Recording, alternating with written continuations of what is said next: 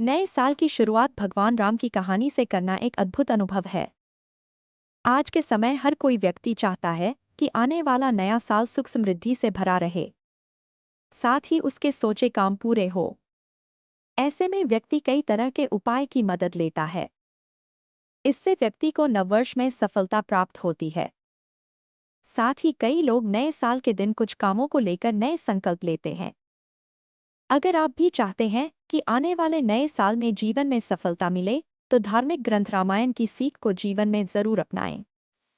रामायण की कथा हमें सिखाती है कि जीवन में हर तरह की कठिनाई आपके सामने आएंगी, लेकिन धैर्य और सत्य के मार्ग पर चलने से हम हर चुनौती का सामना कर सकते हैं।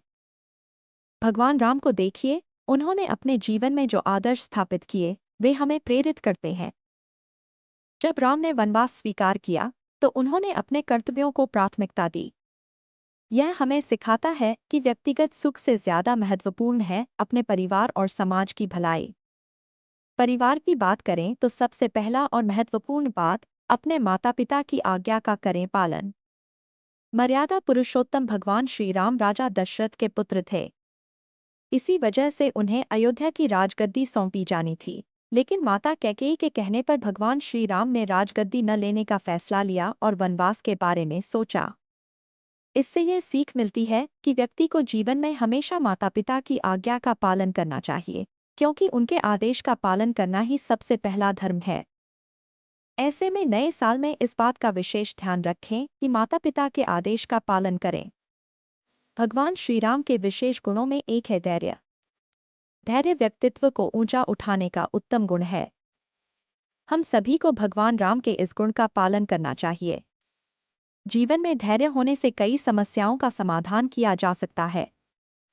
विपरीत परिस्थितियां होने के बावजूद भगवान राम ने कभी क्रोध में कोई निर्णय नहीं लिया। हम सभी को उनके इस गुण को जीवन में अपनाना चाहिए। ऐसा करने से जीवन के प्रति सकारात्मकता बनी रहेगी।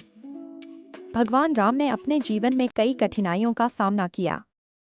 परिस्थितियां विपरीत होने पर भी उन्होंने कभी किसी को कटु वचन नहीं कहे।